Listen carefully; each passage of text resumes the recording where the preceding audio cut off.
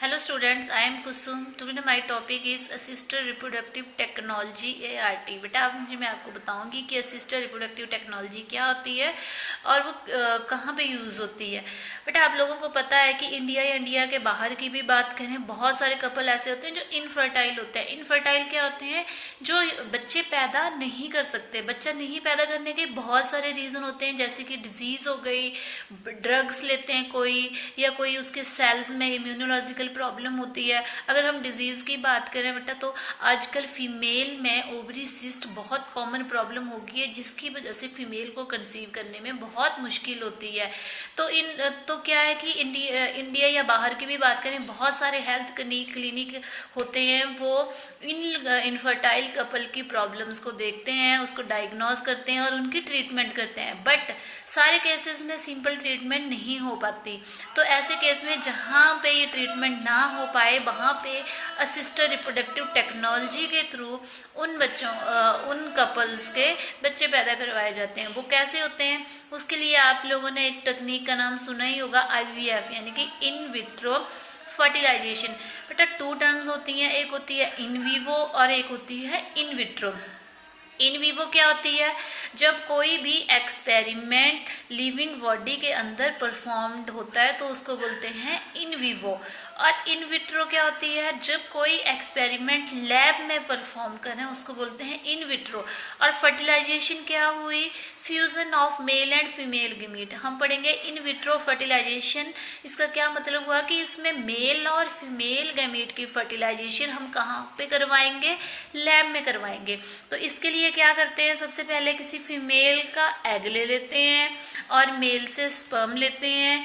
अब उसको लैब में फर्टिलाइज करवाते हैं। फर्टिलाइजेशन के बाद क्या बन जाता है? जाइगोट।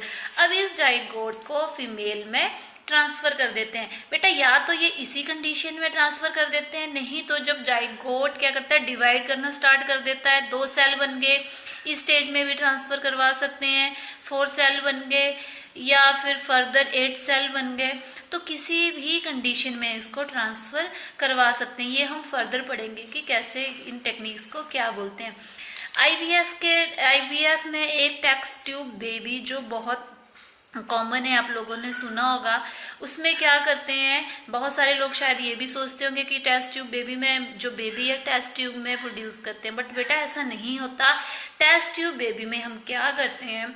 एक टेस्ट ट्यूब लेते हैं, टेस्ट ट्यूब में हम फीमेल से एग डालते हैं, मेल से स्पर्म डालते हैं, उनकी क्या करवाते हैं? फर्टिलाइजेशन करवाते हैं। फिर जो जाइगोट बनता है उसको ट्रांसफर करते हैं किसी फीमेल की बॉडी में। जैसे कि मैंने यहाँ बताया कि वो किसी भी कंडीशन में, किसी भी सेल स्टेज में ट्रांसफर करवा सकते हैं। उसकी डिफरेंट स्टेजेस होती हैं, ठीक है। तो ये हम नेक्स्ट वीडियो में करेंगे कि क्या उन टेक्निक्स को क्या क्या बोलते हैं।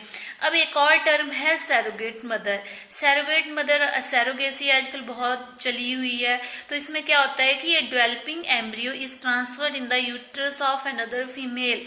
एक डेवलपिंग एम्ब्रियो मतलब जहां यहाँ जाइगोट है, जाइगोट से जब एम्ब्रियो बनने लगता है तब उसको ट्रांसफर कर देते हैं किसी दूसरी फीमेल के यूट्रस में। ऐसा क्यों करते हैं? जनरली बच्चे क्या होता है कि अगर किसी फीमेल की बॉडी में अगर फर्टिलाइजेशन हो भी जाती है, अगर फेलोपियन ट्यूब में हम देखें, ये यूट्रस है, कब बना रही हूँ मैं, और यहाँ पे क्या होती है? यहाँ पे होती है फेलोपियन ट्यूब, यहाँ पे फर्टिलाइजेशन होती है, ठीक है।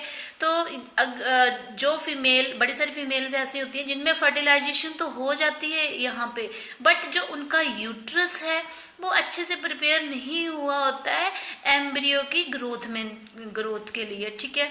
तो ऐसे केस में क्या होता है कि फर्टिलाइजेशन यहाँ पे जब हो गई तो उस एम्ब्रियो को हम फिर ट्रांसफर करवाते हैं किसी दूसरी फीमेल की बॉडी में, और जिस फीमेल की बॉडी में उस एम्ब्रियो को ट्रांसफर कराते हैं उसको बोलते हैं सरोगेट मदर।